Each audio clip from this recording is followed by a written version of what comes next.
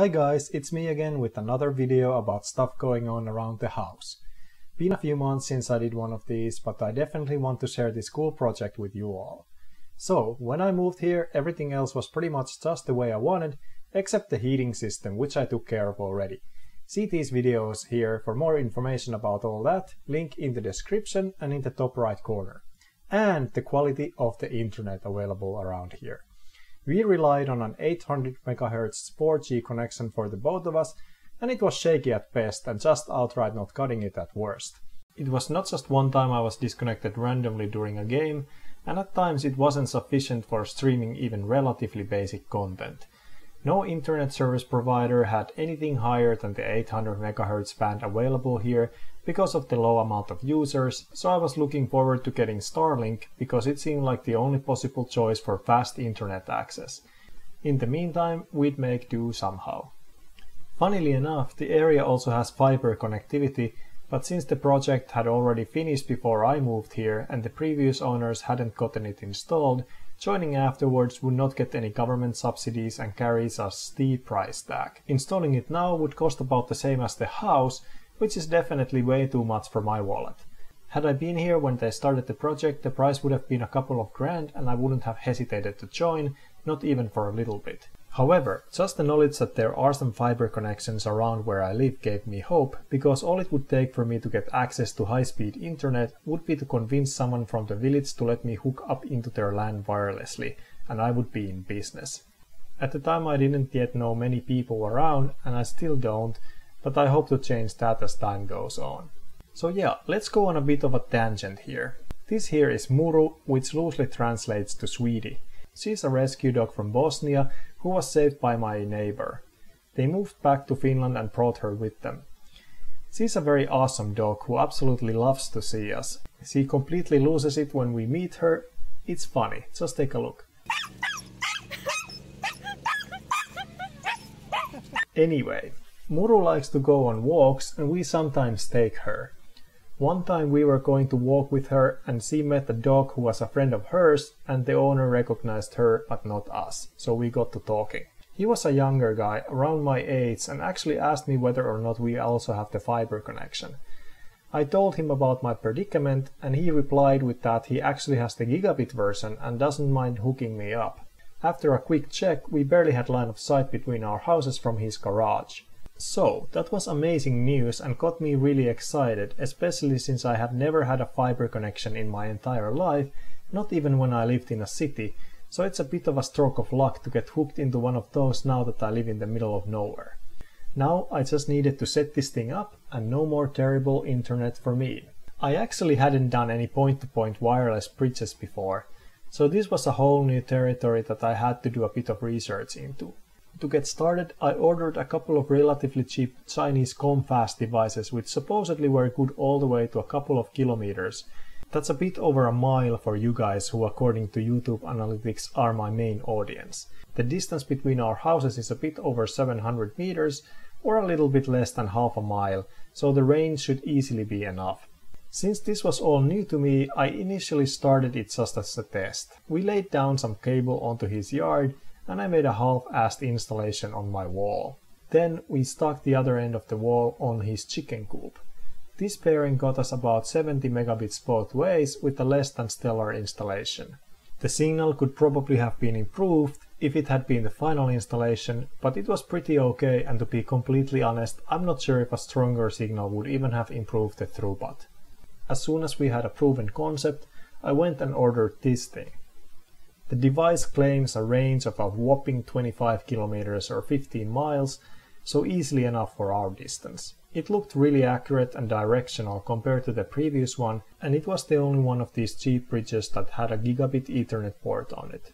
I figured if the actual fiber connection is gigabit, who knows what kind of speed I could get with this thing. Only one way to find out, right? So yeah, a few weeks later the big boy dishes arrived.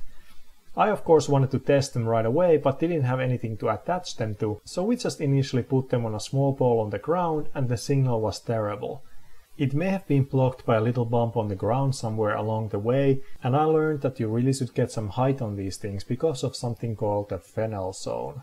If you are like me before this project and don't have any idea what that could possibly be, I have a link in the top right corner for a video which explains what this means in detail, but in short, if your antennas are too close to the ground, the secondary signals will hit the ground and bounce, shifting in phase along the way, which will cancel the main signal out and greatly dampen the performance. I did some calculations and it turns out that our antennas may still be just a tiny bit too close to the ground.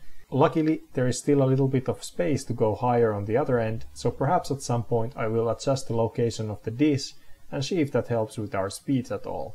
But for now, this will do. To give you an idea of the kind of distance we are talking about with this bridge, instead of relying on Google Maps, let's go on a little flight and enjoy the beautiful early summer scenery between the dish installation sites. I have to say that it is pretty fun to be alive in this day and age when things like this aren't only possible to do, but are also very affordable, and even an amateur like me can get them up and running with relative ease.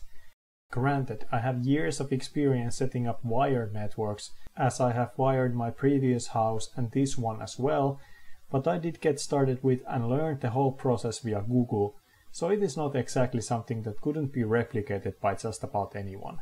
If you can set up your local area network, it's almost guaranteed that you could set this thing up as well. It's almost plug and play, so not really much more difficult than that. Anyway, while I have you here, let's also go and visit the installation sites on the ground and take a look. Needless to say, since this was also going on somebody else's property, I made extra sure to make it look as nice as I was able to, even if some of the places along the way were pretty difficult to get into. If we follow this installation through here, I think it hides itself quite well and isn't an eyesore. The internet router is right on the other side of where we started, and the same Ethernet cable that is carrying the data is also carrying the power to the dish. This makes it handy for installations like this one, where you need to clear some obstacles or have some distance between your router and the dish, especially if you haven't got power near the location you want to put the dish in. In order to get from the house to the garage, I had to dig the cable into the ground so that it is out of sight and out of mind. The ends of the protective rubber hose aren't yet sealed, but will be as soon as I get my hands on some silicone. Once the cable reaches the garage, I try to continue with the same out of sight, out of mind approach, although there is a spot here for adding a wireless router for the yard and the garage, should he ever need it for controlling the car or any other use, since we are pretty far from the main router and it doesn't really have any reception to the garage, so this cable is actually giving him some extra options down the line as well. Eventually the cable reaches the end and pokes right out of a crack in the wall. From the outside you can hardly see anything but the dish itself, so in my opinion the installation is pretty clean. Furthermore, since it's several meters up, it's not automatically something that catches the eye. In my house the installation is this simple. The cable pokes out of a vent and doesn't need to go anywhere. So, I'm sure you are itching to know what kind of speeds this thing can achieve. Well, let's go take a look.